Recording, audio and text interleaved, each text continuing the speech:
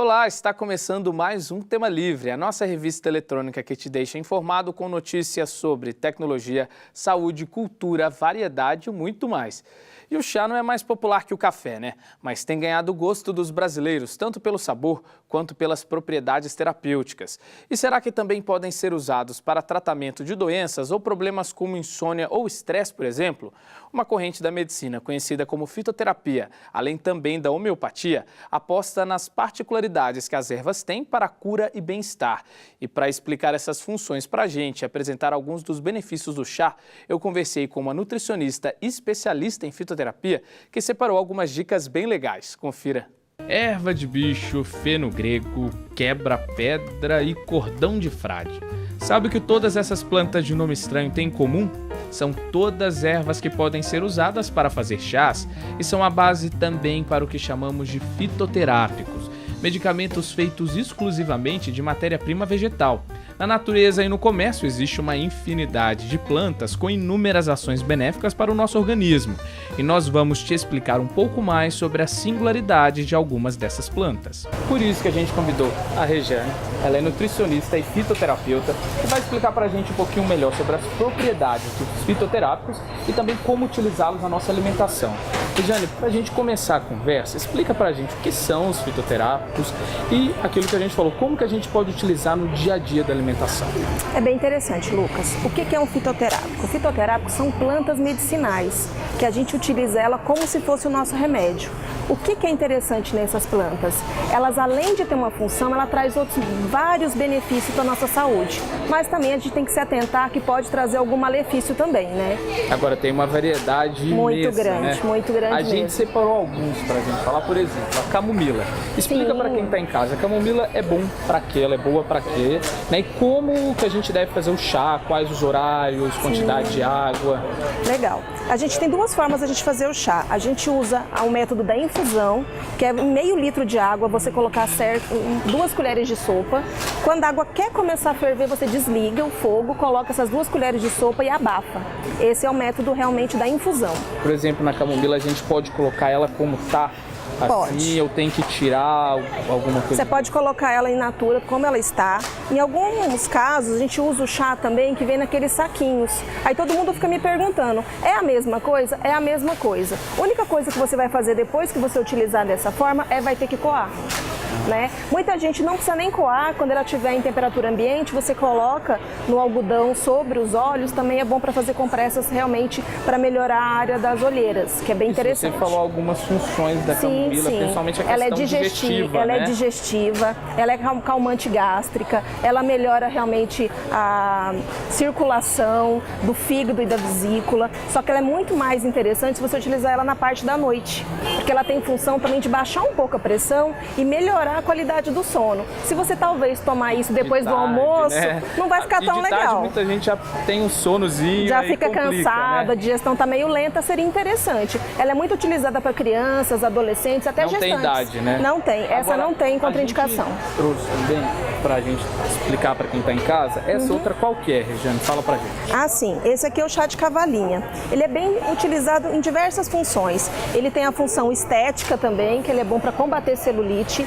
Utilizado também na função de melhorar cálculo renal, que ele elimina líquido e acaba limpando o teu rim de várias impurezas. Ele melhora também a calcificação dos ossos, que é bem interessante porque ele é rico em silício, né? Que é bem legal também. Pode ser utilizado como decocção ou como infusão também. O legal também é tomar em torno de meio litro por dia. Meio litro por dia, todos os dias da semana? Pode tomar sim. É bem interessante mesmo.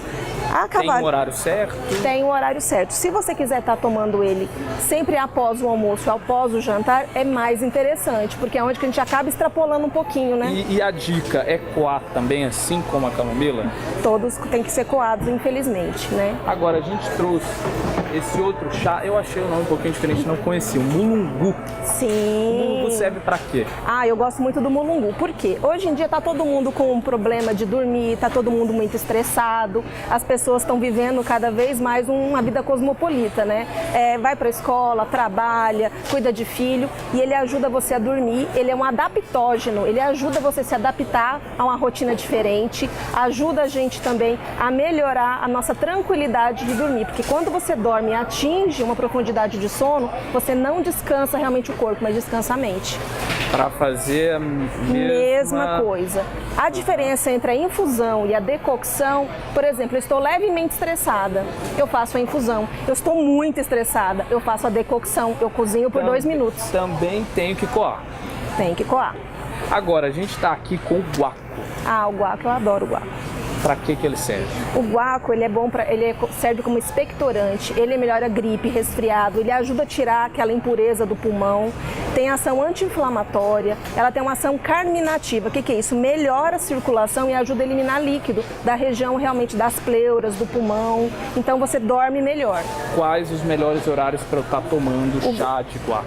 O guaco é sempre mais interessante você tomar à noite e de manhã, porque você acorda com o pulmão meio cheio, você acaba tomando isso, vai te melhorando durante o dia. E sempre é bom você estar tomando à noite, que você vai ter um sono mais equilibrado e melhor.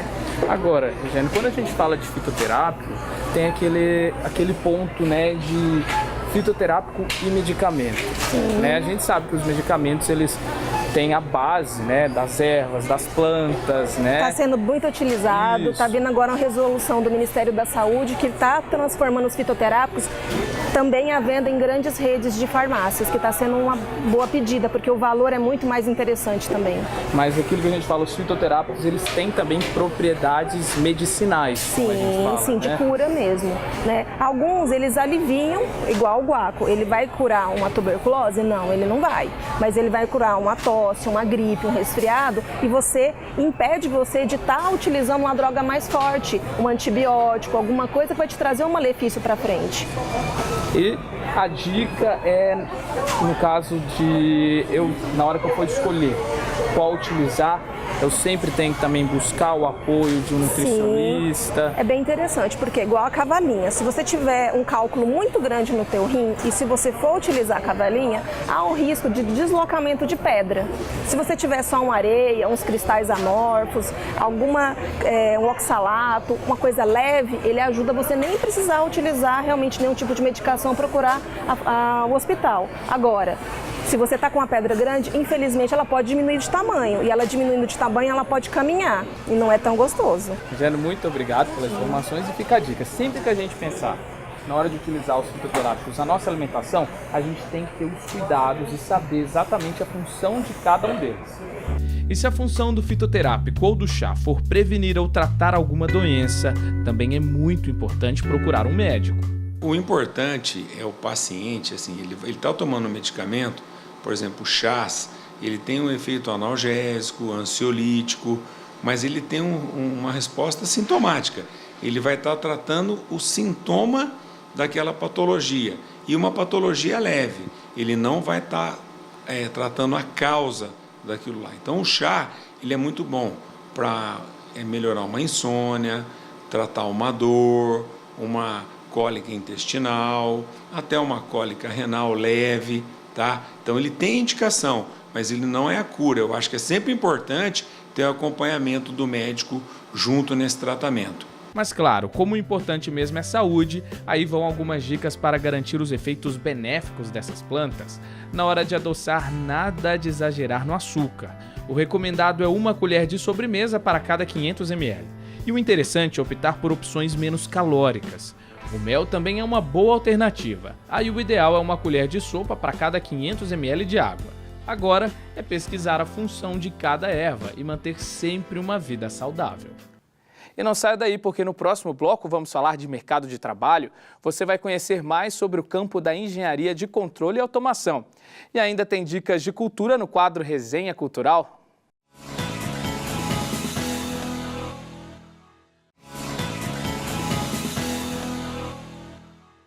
E o Tema Livre está de volta. Você que está na dúvida sobre qual carreira seguir, já pensou em atuar na área de engenharia de controle e automação?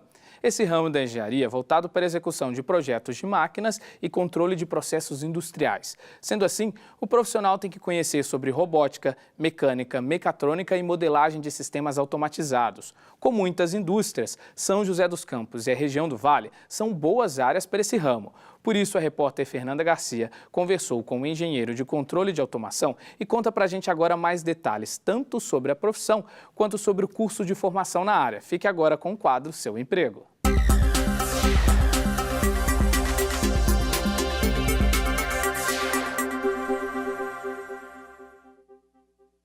Olá, seja bem-vindo ao seu emprego.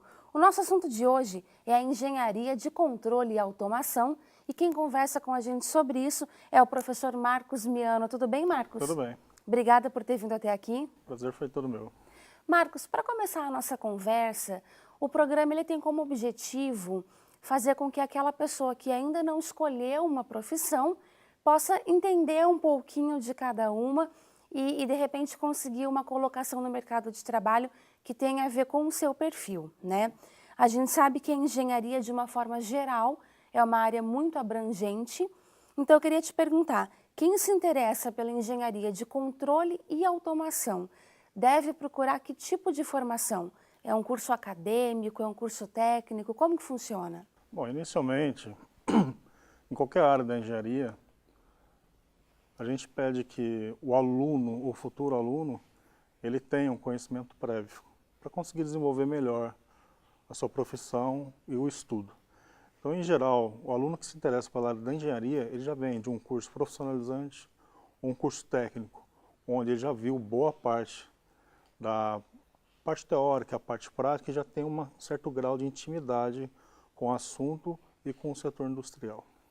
Mas também tem a possibilidade de alguém que saiu do ensino médio, por exemplo, ingressar direto para a engenharia. Isso é possível? Sim, a pessoa pode ingressar diretamente. O que requer da pessoa é o quê? Um pouco mais de esforço para conseguir alcançar o nivelamento dos demais, né? Mas isso nada impede a pessoa sair direto do ensino médio e já ingressar diretamente na faculdade. O que vai ter aí nesse meio vai ser um pouco de nivelamento, principalmente nos assuntos técnicos, que é tratado no ambiente industrial. Então você já sinalizou para a gente que é uma faculdade, é um curso superior. Isso. Então conta um pouquinho para a gente como que funciona o período do curso. Quantos anos dura? Tem estágio obrigatório? É muita teoria, muita prática? Que tipo de matéria que o aluno pode encontrar?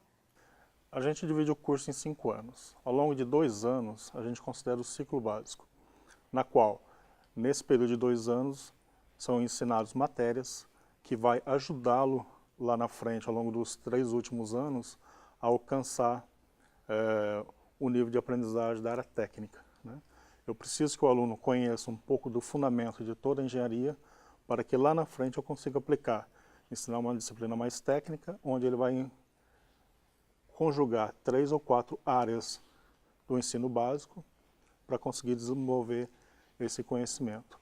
O curso, geralmente, a gente trabalha em média, a cada 2 horas de aulas teóricas, a gente coloca uma aula prática. Então, o aluno tem a vivência da aula prática em laboratório, basicamente toda semana, né, conjugado com a parte teórica. Então, não é um curso maçante de só sala de aula. Ele tem a sala de aula, mas também tem as atividades práticas ao longo de todo o período do curso, ao longo dos 5 anos. Na sua opinião, quais são os principais desafios da carreira? Os principais desafios da carreira hoje é se manter atualizado, estudo constante, né, e conseguir conciliar a vida prática, a vida de trabalho profissional com a vida pessoal, visto que a demanda e as solicitações em qualquer mercado que a gente atua é muito alta. Conciliar a vida profissional, a vida pessoal e a vida acadêmica hoje é um dos grandes desafios que a gente encontra, visto a questão de tempo que está cada vez mais escasso devido às demandas. Marcos, muito obrigada por ter vindo até aqui. De nada. Foi um grande prazer estar aqui com vocês, compartilhando um pouquinho dessa experiência da área da engenharia e do meio profissional. E a gente espera que você que nos assistiu tenha aproveitado os conselhos e as dicas para encontrar uma carreira que se adeque ao seu perfil e à sua personalidade. O seu emprego de hoje fica por aqui. Você continua acompanhando a programação da TV Câmara. Até a próxima!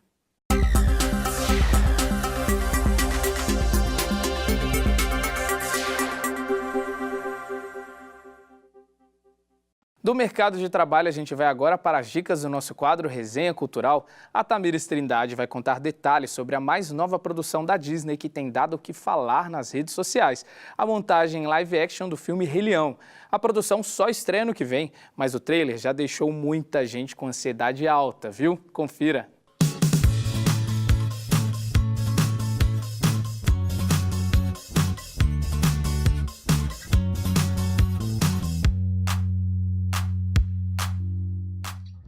Olá, o Resenha Cultural está no ar e hoje vamos falar sobre o filme Rei Leão. O filme da década de 90 ganhou um remake em live action, que são adaptações de desenhos e animações para filmes e seriados. O remake é dirigido por Jon Favreau, que já fez a direção de Homem de Ferro e Mowgli, o Menino Lobo. Além de efeitos digitais sofisticados, o filme pode ter colaboração de Elton John e Beyoncé na trilha sonora.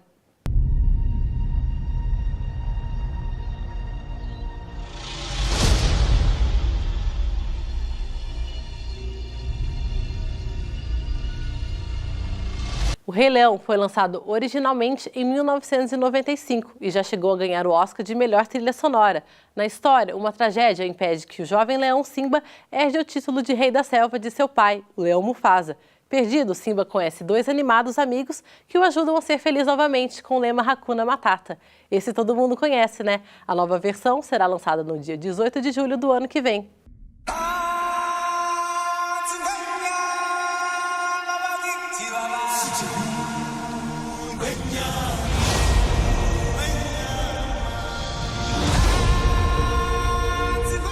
O Resenha Cultural fica por aqui. Até a próxima!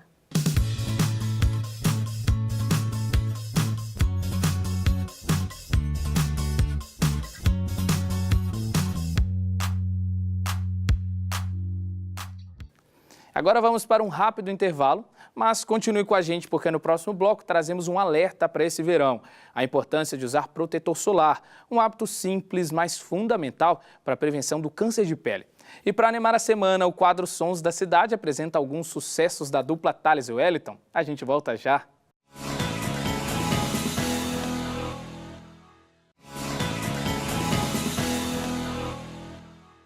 Estamos de volta com o Tema Livre.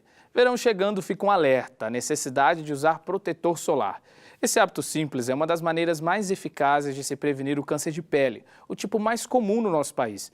Para reforçar essa importância, a comunidade médica lançou a campanha Dezembro Laranja, com o objetivo de ampliar a conscientização sobre a doença. E para saber se a população está ciente da necessidade de se proteger contra os raios UV, a Renata Marangoni foi às ruas para saber se os joseenses usam mesmo filtro solar. Ela também conversou com uma dermatologista e traz mais informações para a gente. O câncer de pele é o tipo mais comum da doença no Brasil. A cada ano são registrados cerca de 180 mil novos casos, segundo o Instituto Nacional do Câncer. E não é segredo para ninguém que o maior vilão da nossa pele e principal causador dessa doença é o sol. Mas será que mesmo sabendo disso as pessoas usam o protetor solar diariamente? Eu fui às ruas para saber da população. Você usa o protetor solar todo dia? Não. Por que ainda existe essa resistência em passar o protetor? Esculacho. Pura verdade, porque se a gente já sabe, né, e ainda fica correndo o protetor solar, erro, né? Uso, Por quê? principalmente no rosto. Em primeiro lugar, pelas manchas, né, que com o tempo aparecem, né, principalmente aos 40 anos, né, e eu uso no rosto aquele fator 50. E o restante, fator 60, nos braços principalmente. Sim, não saio da minha casa sem protetor solar, porque eu tenho a pele muito branca e essas pintas também, tudo elas aumentam muito conforme eu saio no sol. E não é que no meio da conversa com as pessoas na rua eu encontrei alguém que acabou de passar pelo problema. A Tanara descobriu o primeiro carcinoma, que é o tipo menos agressivo da doença, há cerca de 15 anos. Desde então já precisou tirar diversas pintas e nunca mais se descuidou com a pele. Eu tenho diversas pintas, porque eu peguei muito sol quando eu era mais nova, não usava protetor, ficava na praia direto, enfim. Então agora eu vou sempre fazer uma revisão com a dermatologista e algumas vezes ela recomenda que algumas das pintas sejam retiradas. Aí faz uns 15 dias eu retirei 8 dessas 8 pintas. Uma era um carcinoma à base celular, que se eu não tivesse retirado, daqui a alguns anos poderia se transformar num melanoma ou numa coisa mais perigosa, digamos assim. O tipo mais comum, o não melanoma, tem menos risco de morte, porém seus números são muito altos. A doença é provocada pelo crescimento anormal e descontrolado das células que compõem a pele. Esta especialista explica os diferentes tipos da doença e os principais sintomas. 80% dos cânceres de pele, eles chamam basocelular, carcinoma basocelular. É o mais frequente e de todos é o mais benigno, porque ele raramente espalha e ele é de crescimento lento. Então, até a pessoa descobrir, dá tempo dela tirar, se ela fizer a cirurgia e conseguir tirar totalmente, ela está praticamente, na maioria dos casos, curada. Outro câncer, que geralmente uns 20% dos tumores, é o carcinoma espinocelular. Esse também é em decorrência do excesso de sol. Ele geralmente aparece em pessoas que a pele já tem várias queratoses, uma pele áspera que já foi bastante agredida pelo sol da vida toda. Então, aparece uma lesão, ele é de crescimento mais rápido e ele pode dar metástase, ele pode espalhar pelo corpo. Então, ele já é um câncer médio, né? A gente já fala assim, ele não é tão bonzinho quanto o primeiro, que é o basocelular. E, por último, o menos frequente, mas é de longe o mais agressivo, é o melanoma. Então, o melanoma, de todos os cânceres, é um dos mais graves que tem, né, considerando de todos os cânceres que existem, porque ele espalha muito rápido. Então, a cura dele está na pessoa se preocupar e logo que suspeitou do tumor, já tem que ser realizada a excisão da lesão, retirada total da lesão, e para aumentar a chance de cura. A gente utiliza muito o ABCD, que são as características que podem intuir a pessoa de um possível câncer de pele. Então, assim, nesse encarte aqui, que já está bem usadinho, que a gente mostra bastante para os pacientes, toda essa carreira de cima aqui são pintas benignas, e todas essas de baixo já são melanoma, já são câncer de pele. Então, o que a pessoa, nessa regrinha do ABCD, o que a gente repara? Primeira característica é a assimetria. Então, uma pinta, quando ela é benigna, geralmente, se você passar uma linha imaginária pelo centro dela, dividindo ou da direita para a esquerda ou de baixo para cima, ela geralmente é simétrica, um lado exatamente igual ao outro. A pinta maligna, geralmente não, ela tem essa assimetria, ó, esse lado diferente do outro, ou de baixo diferente do de cima. Então, isso é uma característica já de preocupação com a pinta. A outra característica, a gente repara sempre nas bordas. A pinta benigna, geralmente a borda dela é bem regular, bem certinho. A pinta maligna, ela tem uma borda toda irregular, igual um mapa, né? Então, ela é cheia de biquinho, ela não é regular. Então, esse é o B, é das bordas. O C equivale à coloração da pinta. A pinta benigna, geralmente, ela tem só uma cor nela. A maligna, geralmente, tem 2 ou mais cores. Então, ela pode ter tons de marrom, preto, cor-de-rosa, azul, né? Então, ela tem tonalidades variadas dentro da mesma pinta. Isso não é legal.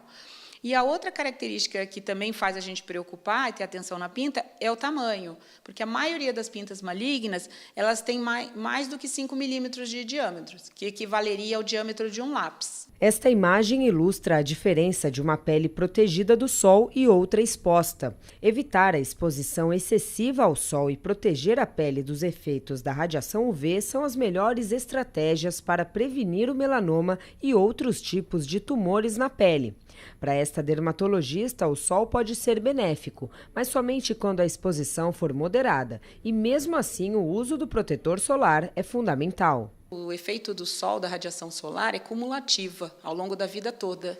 Então, geralmente os cânceres de pele, a maioria dos casos vão aparecer na idade adulta, depois dos 50 anos, mas é em decorrência do sol que foi tomado desde criança, né? Ele vai se acumulando e vai alterando o DNA da célula, e daí, quando a lesão aparece, não foi geralmente da exposição daquela época, foi aquela que a pessoa acumulou desde criança, da vida toda. Hoje, o que a gente frisa bastante é que o protetor, pelo menos em áreas expostas, que estão todo dia expostos, que é rosto, mão, decote, deveria ser utilizado diariamente. Hoje mudou muito o filtro solar, né? Hoje a gente tem características assim várias para todo tipo. É muito raro uma pessoa que não ache um filtro solar que ela vai gostar, porque a cosmética evoluiu demais. Então, a radiação é ao longo de todo o dia. Hoje, os estudos foram vistos que até a luz visível, que a gente, né, está sempre sob a luz visível, então essa é a luz do celular, a luz do tablet, a luz de casa, essa luz também ela atinge a pele, pode causar melasma, manchas, né? Então, a gente deveria sempre estar protegida. Com a intenção de estimular a população na prevenção e no diagnóstico, em 2014, a Sociedade Brasileira de Dermatologia criou o movimento Dezembro Laranja de combate ao câncer de pele. Desde então, no último mês do ano, a entidade realiza ações para lembrar como evitá-lo. E que fique o recado, hein? Principalmente agora que o verão está chegando, nada de se descuidar. Seja na praia, piscina ou no dia a dia, se for tomar sol, use sempre o protetor solar.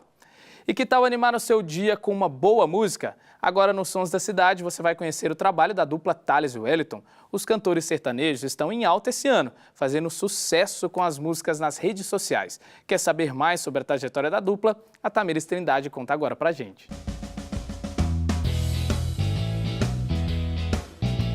E aí, galera, tá no ar mais um Sons da Cidade. Aqui a gente apresenta para você trabalhos de artistas e bandas da nossa região. Nessa edição, vamos falar da dupla sertaneja Thales e Wellington. Eles se conheceram em 2011 durante um encontro entre amigos. Lá, se juntaram para tocar moda de viola e perceberam que tinham uma grande afinidade musical. A partir daí, decidiram formar a dupla e pouco tempo depois começaram a se apresentar no interior de Minas Gerais, estado em que os dois moravam. O primeiro CD saiu em 2016. Fique agora com o clipe do single Dois Pés no Peito. Sinto muito em te avisar, mas acho que cê tá gostando. Tô tirando seu sono, nem tá disfarçando mais. Abre a geladeira pra pensar, olha 100 vezes pro seu celular. Coração tá coçando, mas não quer falar. Cê falar que não, mas é cada suspirada que você dá. Não dá mais pra mudar o que tá feito, nem sempre o amor é perfeito. Cada tipo de amor vem de um jeito, chega a acabar com dois pés no peito. Não dá mais pra mudar o que tá feito, nem sempre o amor é perfeito. Cada tipo de amor vem de um jeito, chega a acabar com dois pés no peito. E cê só bateu do lado esquerdo, entra e faz bom proveito.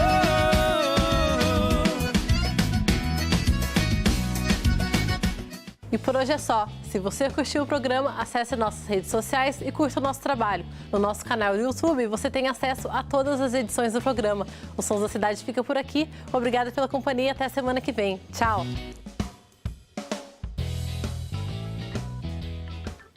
E a gente fica por aqui. Muito obrigado pela companhia. E se você tem alguma sugestão legal para a gente mostrar aqui no Tema Livre, envie um e-mail para tvcamara@camara.sjc.sp.gov.br. Até a próxima!